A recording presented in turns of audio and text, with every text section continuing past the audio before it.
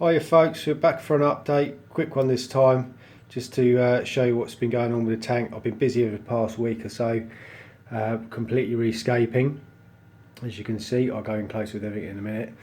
Yeah, decided to do a rescape and get underneath this rock and see what's underneath, because I was getting quite a lot of detritus when I was blowing through with the turkey baster and my routine maintenance. And yeah, a lot of detritus was coming up from around the edges of the base rocks. So I thought there must be loads of detritus kicking around underneath there, and maybe the reason why I've suddenly got a nitrate reading of 2.5 parts per million.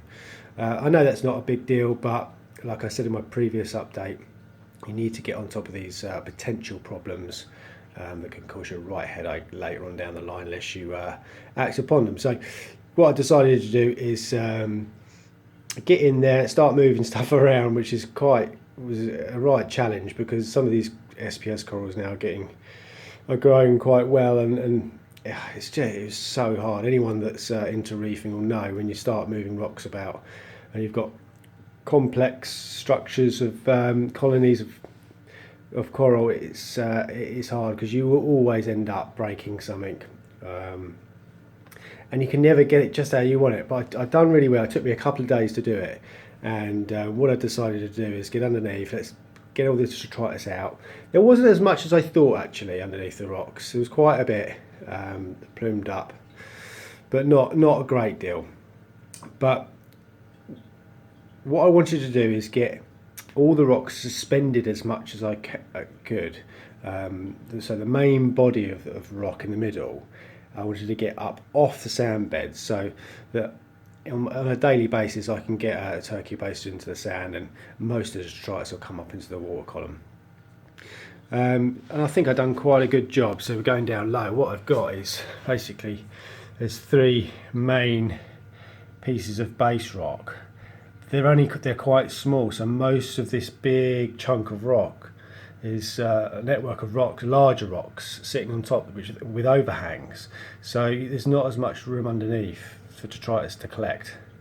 And then I've got these independent little islands for the GSP, sort of on their own, so they don't start crawling over to the main display and stinging all my SPS, which I thought was quite a good idea. So I've got them elevated up on their own little pedestal islands,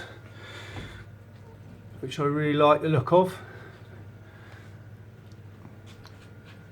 because this green GSP is growing quite a lot now.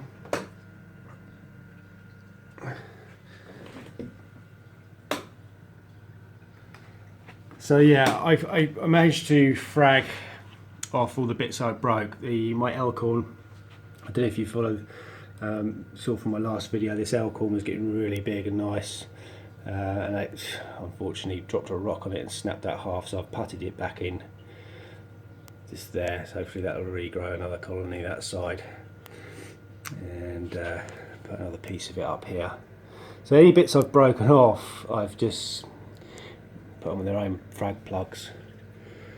There's my plating Montipora broke, so I put another bit there. It's just so hard. Green Hystrix, quite a few bits of that broke actually. Sort of just the little tips, which I've lost in the sand, annoyingly. Didn't break my barley slimer, which is great, which I'm glad about. I should really flat frag this. It's such a nice coral, but everything's growing really well. So that's the new scape. I'm not going to go on too long with this update. I'm going to do another update in a few days' time, going through all the equipment and my settings, etc. There's a few questions I've got, people asking about my lighting settings and routine maintenance and stuff. So I shall go through that in the next few days. I'm just going to go through roughly different areas of the tank so I've got a record of growth. Some of the frags. My two clowns here are absolutely loving this pulse coral down in this corner. I've got it growing at the back of the wall now, which is good. They're just in and out of it. They love it. Treating it like their own little anemone.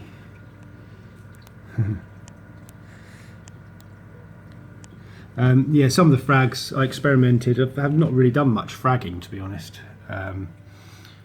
with corals, and I decided, obviously, as I've broken some, that I'd do some, and experimented with super glue. There's a super glued bit of pink hystrix there.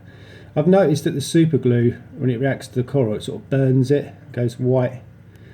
So I probably won't use super glue again. I'll just use the reef putty, the pink putty, which seems to work well.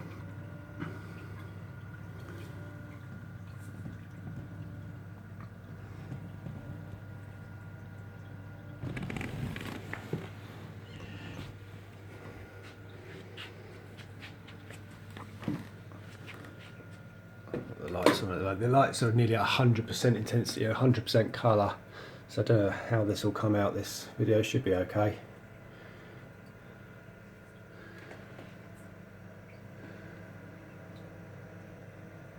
So yeah, I'm going to do an update in the next few days. Just go through some maintenance things. I've changed my maintenance schedule in the tank, and since I've done that, it's starting to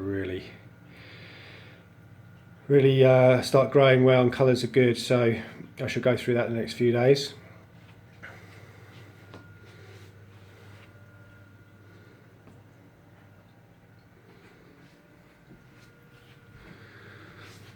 Yeah, I'm really happy with this new scape. Apologies for the reflection in the window. Should do this at night, really. I don't have a lot of time at night because I work, so it has to be done during the day.